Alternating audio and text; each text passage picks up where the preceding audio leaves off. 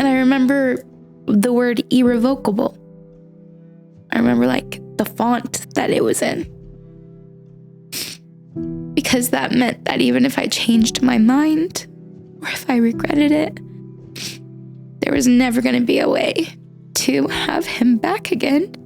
I feel like I have all this love for him and that I would want to give to him, and things I'd want to say and experiences I'd want to give him. There's so much I want to give him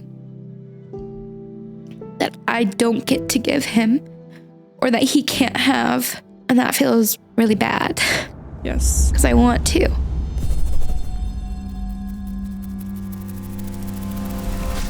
Hey everybody, it's me, Shay. Welcome back to Grief Witnessed, where we remember, where we tell the stories, and where grief is allowed to exist without fixing it. All right, everybody, I am here with one of my longtime best friends, Hannah. Yay! So Hannah has experienced a lot of loss in her life. The specific type of loss that we're going to talk about today is ambiguous loss. And I am going to read the definition from Google because it will more accurately depict ambiguous loss for you guys. Ambiguous loss is a type of unresolved grief occurring when a loved one is either physically absent but psychologically present. So like maybe a missing person or a deployment. In Hannah's case, she put up a son for adoption when she was 17 years old. Or physically present, but psychologically absent, which this is also something Hannah experienced, losing her dad to dementia. So that is ambiguous loss is the type of loss that we're going to talk about today. So Hannah, thank you for being here. Yeah, thank you for having me. Yeah. Tell me I want to know your story about Isaac. And Isaac is the son that you put up for adoption when you were 17, correct? Mm-hmm. Tell me a little bit about that story, or tell me a lot about that story. In high school, I didn't feel super close with my family at the time. There was a lot of friction there. And I really leaned into my best friend at the time and my boyfriend at the time. Because there was a lot of friction and because I was leaning so heavily into those relationships, I put everything into both of them. And specifically with the boyfriend, there were, I would say, a little bit of pressures there. And also a lot of naivety on my end. When you say pressure, do you mean like pressure to have sex? Yeah. Okay. So pressure to do things that like I didn't even know very much about. Yeah. And to say that I was naive when it came to sexual things is incredibly accurate. I would say I maybe had sex 3 times before I ended up pregnant. When it comes to like some like cultural church type things, I kind of felt like I was ruined. So it didn't matter if I did it again. So like second time, third time, and then third time was different. And I kind of knew, this is a weird thing to say, but like after that third time, I was expecting to be pregnant. Okay. Which is a very weird thing to say, but I just knew it. Like I had like this knowing.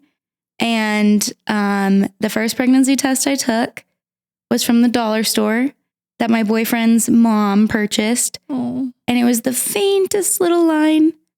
And everyone was like, no, you're not. That says no. And I was like, it's from the dollar store. Are we sure? But everyone was like, no. But I knew it. And then a week later, I took another test. And that one was for sure. And then we confirmed with a blood test. And then that's kind of where life got kind of crazy because at the time, I was living, obviously, under my parents' roof. Okay, you were living at home. Mm-hmm. But once the pregnancy was confirmed, I was very quickly told that I was going to be moving into a house in Phoenix with roommates, which meant I was switching schools. I don't know if you even know this part. Yeah, why did they move you out of the house? Honestly, I don't know. I don't know if it was a shame thing. Mm-hmm. I don't know if it was a she needs to grow up type situation. and like live in the real world, maybe get some, I don't really know. I actually literally don't know why. But the roommates that I shared the house with were older. They were in their 30s. And it's all kind of... You're like 17. Yeah. Okay. And I was told that my rent would only be paid if I did specific, what's it called? Like agreements. Yeah. So if I went to school every day and I did this and this and this, then they would pay my rent. If I didn't, I was screwed. So that kind of like was my motivation to keep going to school. Yeah. Which did not last very long because it's not like the VW Secret Life of Teenager Pregnancy. Yes. It's not like that. It's not fun to be pregnant at school. So at that time I was going to South Mountain High School and I very quickly stopped going to school. Yeah. I felt really isolated. I wasn't around any of my friends or family anymore. I don't even think I had a car. So I was just like at the house at the mercy of like whoever was going to give me a ride. Yeah. Or like if friends wanted to like, it was a weird time. Yeah. I'm probably not even going to remember everything correctly because it was such a weird time. And I was so going through it that like a lot of it I don't remember. Yeah. So tell me about your decision to put your son up for adoption. Okay. So that is an interesting one. Mm-hmm. There's a lot of facets to that I don't know outside of therapy if I've ever expressed. Are you comfortable sharing? Yeah. Okay. I think it should be talked about because there's no way that other girls don't have similar feelings. Yeah. So, growing up LDS, the church has policies for certain situations, policies and recommendations. Mm-hmm. So I would say that the recommendation for a teenage pregnancy, there are essentially two options is what I was told. If there's a viable marriage, you get married. And if there's not, then you place the child for adoption through LDS Family Services. So I don't even know if that's still the recommendation or if that's even still going. I'm not sure. Yeah, LDS Family Services does not exist. Well, in the adoption area, it does not exist. Okay, I'm actually not surprised because there's actually a lot of wild stuff that happened after the fact. Yeah. Some of the people who were over the adoption stuff through LDS Family Services, like ended up having their license taken, things like that. So there's a lot there that's like, when I look back, I'm like, okay, there's already emotion because first of all, who wears makeup to a grief podcast? What a stupid thing to do. Instant regret. That's okay. I'll just be very transparent. I can't say whether or not I feel I was fully coerced or if there was just partial coercion. But from the second I found out I was pregnant, I was put into the birth mother group at LDS Family. I was paired with a caseworker who was texting me constantly. Also, there was a woman from our ward who I have a lot of love for, and I think she's a wonderful person, who was dedicated to taking me to appointments. And I don't know why it wasn't my parents doing that stuff. I don't think it's that they weren't willing or that they didn't want to. I don't know. I don't really know, but it was the woman from the ward. She would take me to a lot of my appointments and grocery shop. Like she really took care of me during that time. She's a wonderful person. But she was constantly checking in, and her specifically, I do want to talk about her for a second because she was an angel during that time for me. And she, I would say, was very unbiased if I look back. Okay. So I have a lot of respect for her. Yeah. I think she wanted me to place, if I had to like think about that, I would say she wanted me to, probably from the lens of like most people in my circle at that time would say like, that's the right thing for the child. And that was a lot of what I heard. This is the right thing for the child. And it's the most selfless thing you could do because it's right for the child. And from a standpoint of like caring about another human being, when I look at my decision, that was very much a root of it, is what's going to be best for my baby. And when everyone's telling you that you're not what's best, like, how do you argue that when everyone's saying it? So that feels and it's making me emotional because it feels very hurtful. Yeah, and I can understand from a logical standpoint, right? Like, you're young. I don't know if I had a job or not at the time. I probably didn't. I had stopped going to school. So was I what's best on paper? Probably not. Yeah. And I was immature. And I mean, there's a lot of reasons, I'm sure, why I wouldn't have been best. But I will say, it's hard for me even to this day to not feel like I could love him better than anyone, because there's such a strong love that I don't even know how to explain to another person. So it's difficult. And so when you ask like what helped you make that decision, anyone who knew me at that time would say that the way I talked about it was very positive. At the time, I was a teenager. I expressed, this is what I want to do. I even would say things like that it didn't even make me sad. I did say those things back then. Yeah. I don't know if it's because, and I can say this honestly, even though I was saying those things at the time, I knew that that's not exactly how I felt, but I felt like that's how I was supposed to feel. Mm-hmm. And so I would you would play into the expectations from other people. Yeah. Mm-hmm. And I kind of also feel like I didn't really have a choice. If I don't do this, there was also talk of like, if you don't do this, like it'll probably end up taken from you anyway, kind of a thing. Oh, which I don't want to dive super into that, but there was also like those conversations. So I did feel pressured, and I feel culturally, I wanted to be good so bad. And I had felt a lot of shame and like I'd messed up so bad that the only redeemable thing to do was to do what everyone told me to do and to do the right thing that the church said, and to do it with a good attitude, like there was a lot at play.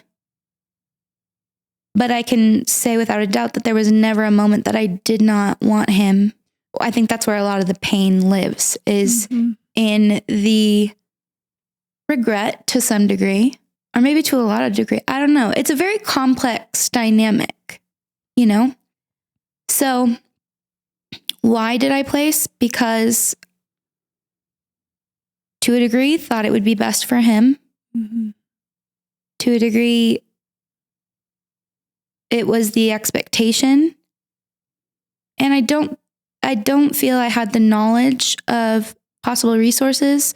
I don't think I could envision a future where I could have done it like by myself. And my boyfriend at the time's mom was willing to help.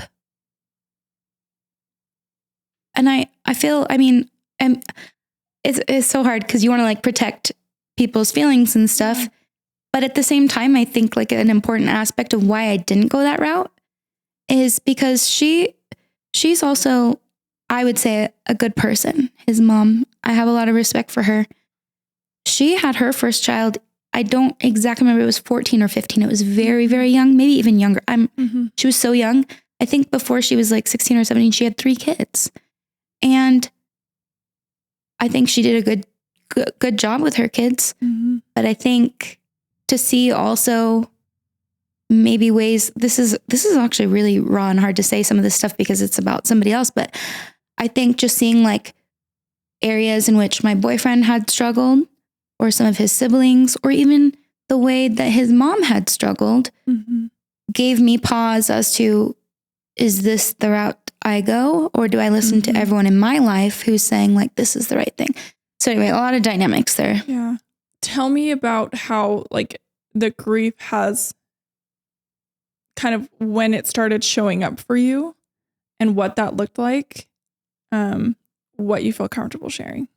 Okay. It's very interesting to look back on because the grief is, I would say, you said, when did it show up? Yeah.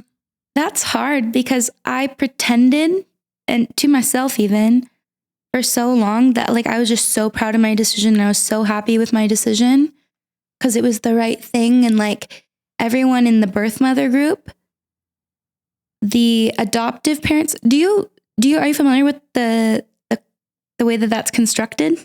The birth mother group? Not really. It's very interesting. Okay. It's the birth mother group. So like I said, from pretty much week 1 pregnant, I was dropped into that birth mother group at LDS Family Services. It was a room full of girls who were expecting, who were considering placing or not placing, and many of who had already placed, as well as parents hoping to adopt in the group. Oh, okay. Interesting. And one of my first experiences at the birth mother group, feels like shopping. That kind of feels weird. Yeah. And one of my first experiences at the birth mother group, his adoptive parents were there. Whose adoptive parents are now, were there with the birth mom of his older sibling. And they were all there because, so kind of the way that it was presented was like, oh, we're all just one big happy family, because specifically with that birth mother and Isaac's adoptive parents, it's an incredibly open adoption to where they're hanging out. So it looked very positive from an outside view. And like I said, that was one of my first interactions, was actually with them. At the birth mom group. Yeah. And I'm seeing the birth mom of his sibling, holding her child, but then also the adoptive parents are there and everyone's a big happy family. And that has not been exactly my experience. So when you ask about the grief, there were lots of points of grief and there's a lot of history. I mean, over 15 years of history between this family and I and him. And so where did the grief start? I would say my first real recognition of the grief was probably in the hospital. I don't know if the adoptive family, I don't know if they would agree with my perception, but the hospital is one of the harder memories. Again, I was very people pleasing, so I would say, if anyone ever asked them, I'm sure I agreed to all of it. But again, I think I just felt like I had to, So they had their own hospital room, either next door or a couple doors down from my hospital room. And she actually helped deliver him. I had a C-section, and so I don't remember a lot of the actual birth because I had a C-section. I really don't remember a lot about really much of the hospital, aside from the fact that every time that I would ask to hold him, I was usually given an excuse as to why I couldn't. And I don't know if that was in an effort to keep me from bonding with him, because in Arizona, the law is that you have to wait 3 days before you can sign your rights over. Yeah. So I don't know if they didn't want bonding to happen, but there was a time specifically where I was told that you can't hold him right now. He's with his mom. Oh. And they're doing skin to skin and they're bonding, which again, I'm sure I agreed to it. It's not like they snatched him and but if I would ask to hold him or could I see him, I almost felt like I wasn't even allowed to ask. Like it was like, because I've already promised this baby to this family. And if you try to take him, you're interfering. And like, that's the wrong thing to do. You know, I've said so many times, like, I always want to do the right thing. Yeah. It's like very core to me. And so I wanted to hold him and I would ask and I would be told no. I think that's one of the first times I felt like the loss and the grief was like, I was asking like to see him. And like, I think I held him once or twice in the hospital and not for very long. And it was really very strange experience because there wasn't a lot of bonding happening. But I just carried this baby for 9 months and when I did hold him, one, I was on a bunch of pain meds and stuff, so it's very foggy, but it's a weird thing to be like looking down at him knowing like he's about to be gone. And I think that's one of the first times that I really felt the loss. And then I would say the most memorable moment of grief that I had was the day that I signed my rights. Mm. There was like, again, this is so weird to look back on, and maybe everyone else involved, maybe it wasn't that weird, but for me, it was extremely weird that there was like a party at my parents' house.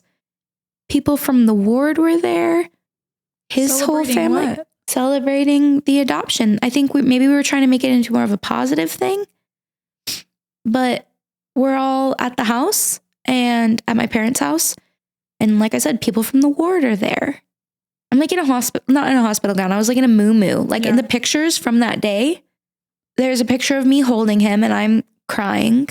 I'm like in this blue muumuu and all these people are there. Like the adoptive family's family was there, my family, people from the ward.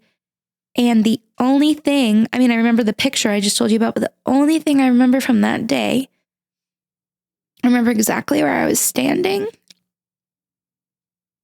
on the corner of the kitchen counter and they gave me the paperwork. And I remember like my hand shaking, like as I signed away my rights. And that's all I remember. That's it. And I remember the word irrevocable. I remember like the font that it was in. Because that meant that even if I changed my mind or if I regretted it, there was never going to be a way to have him back again. So those were probably the first real moments where I was like, whoa, this is for real. Like, he's gone. And I think because, I don't know if I mentioned this yet, but it was planned that we would have an open adoption. Mm-hmm. But again, that's always been on the terms of the family. Mm-hmm.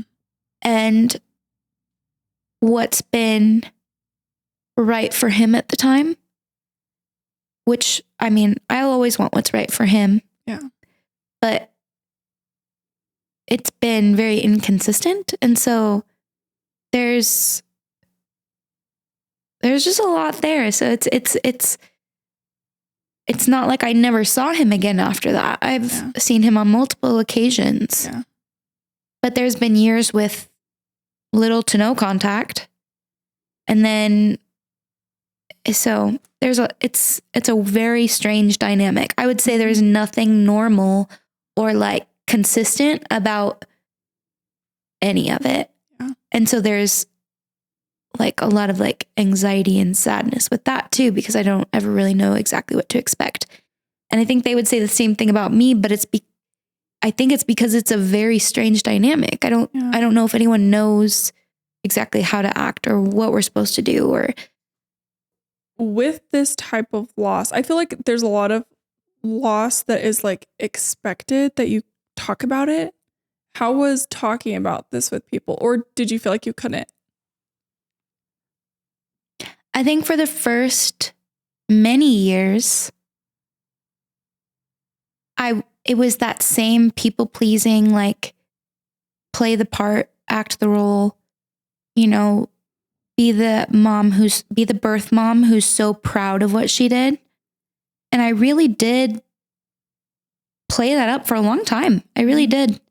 That it was like this thing that I was so proud of and that I was so happy that I did it.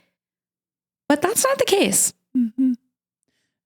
I'm not so happy that I did it. It's been very sad, especially as I've gotten older, especially as I've proved to myself that I can be successful, that I can take care of myself and other people. I think I continued to feel lost too as I was realizing that I was capable of being nurturing, of being financially stable, of being responsible, you know? Being a mom, which, by the way, you are still a mom. I don't know if you feel that way, but I think I view you as a mom. You know, Isaac does have an adopted mom, but there's something with biological mom that there's nothing that replaces that. See, even with something like that, when you just said that, there's a part of me that, again, I played this role of like, be the good birth mom for so long that even when you say something like that, there's this like, I don't even know how to explain it, but there's this weird dynamic of like feeling like I can't agree with you, or I can't say that I feel like I'm his mom. There's a lot of that where I feel so restricted in what I can and can't say, partially because, again, I don't have any control, right? So you feel like if you say the wrong thing, you have the wrong attitude, does access get taken away? Or do they dislike you? Or do they not trust you? You know? And it's like a weird thing. So when you say that, did you see I kind of just clammed up because I'm like, can I agree with that? I don't know. And it's like, that's not my opinion. That's just biological information. And I'm not saying that an adoptive parent won't love a kid like a biological parent would, because they will. But there's like a biological attachment that happens even like the bonding that you're talking about in the hospital, and that, you know, being different, there's still biological bonding that happens during pregnancy. So my opinions aside, and even how you feel about it aside, it's just the factual information, but I digress. Because what is most important here is the grief and the loss that you felt from this. So at what point did that change for you, where you went from feeling like I'm very proud of this, or playing the part of I'm very proud of this, to like, no, I actually regret this and I feel a lot of grief from it? It has probably been a really slow evolution of learning to be honest with myself about how I feel. So, and that's in many aspects of my life. I'm going to go back to the cultural aspects of being raised LDS, because I feel that plays a big part in the way that I've learned to honor my own thoughts and emotions. Because not that every LDS family is this way, but my family structure specifically, they were a little more on the strict side, from my opinion. And there was a lot of like needing to conform my thoughts and feelings for a long time on things that maybe didn't resonate. And I did that in this aspect too. Play the part, be proud of what you did. I'm proud that I tried to do the right thing. Yes. But over time, especially, and again, this is where I'll kind of tiptoe, but if there's ever been times where I'm perceiving that he's having a hard time, you can't help but feel incredibly helpless and grieving the fact that you can't be the one to make the decisions or change circumstances that you're aware that he's in. Mm-hmm. So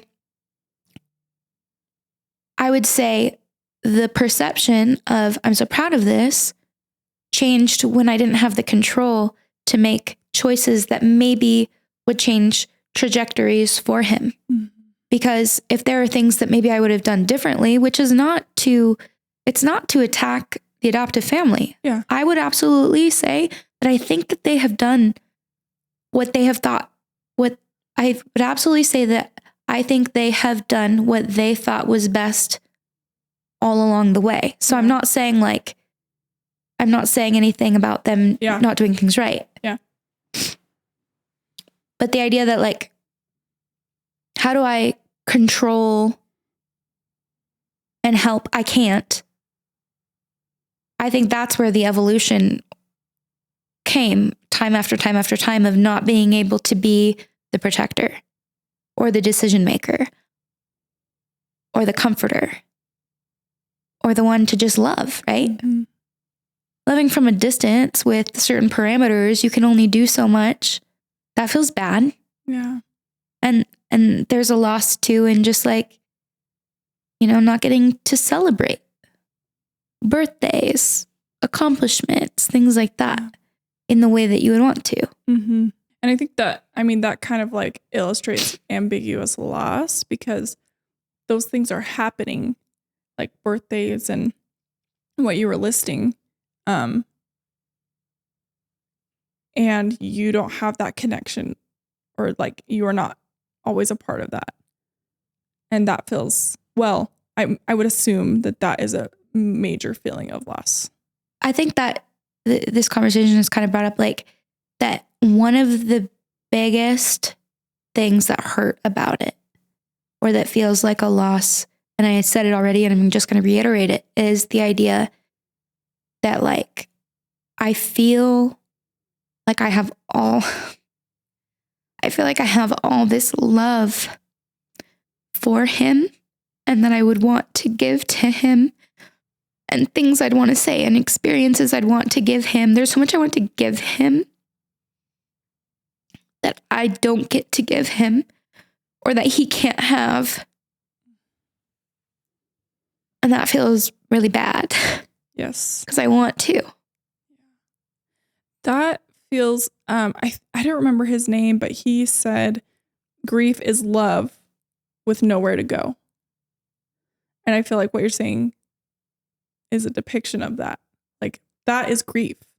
You have all this love to give him, and then like nowhere to go, or extremely restricted. Yeah. Do you remember way back in the day, Mesa Temple Visitor Center? And they had that weird little, no offense to whoever made it, that weird little setup in the visitor center where they had like the fake house. Yes. And the fake fence, and there was a TV. And on the TV, there was like that one little video of the like perfect little happy family, and the daughter would cry in the crib, and then the dad makes the joke about, well, she's got lungs or something, like she'll be a good singer or something like that. Yeah. And then at the end of the movie, they're like, well, what do you want her to know or something? And like literally out of everything at the visitor center, this is the only thing I remember is like the part where they said, well, what really matters is that like she knows she's loved. Mm-hmm. And that part, even like as a kid, would make me emotional. And that's where it ties back to the same thing that I just said, is like, how can he know how loved he is if I can't be there to express it? Mm-hmm. I want to think that someday Isaac will listen to this podcast and hear how much you love him. And maybe this is the therapist in me. Maybe it's also the best friend in me. But what would you want Isaac to know from you? That there's never been a single day where I haven't thought of him, mm-hmm. or I haven't wished to be with him. And also that I've told him this too, that there is nothing that he could ever do. There's nothing that he could ever do. There's no scenario where that love changes. And that I've loved him since day one, and I will love him forever. And I just wish that I could, again, express it consistently in a way that feels natural for both of us. And it's just really not the case. But I want him to know that, like, I wish for that. And I just wish for his happiness and success. Like, I know it sounds very simple, but that's the root of what I want. I want him to know he's loved always and to be happy. Thank you, Hannah, for sharing that. I hope someday that Isaac will listen to this and listen to how much you love him and how it has been a consistent love since day one, since conception. You loved him and you love him still. Thank you everyone for tuning in. This was a very, very vulnerable episode. So thank you, Hannah, for being so open and sharing your grief with us and that we can witness it with you. We will do a part 2 on the ambiguous loss of Hannah losing her dad to dementia. But in the meantime, anyone that feels like they need their grief witnessed, please find someone that you trust. If there is not someone there for you that you can trust, please know that I am available to witness your grief. If you visit witnessedby.me, I offer grief witnessing there. So thank you, everyone. And thank you, Hannah. I love you.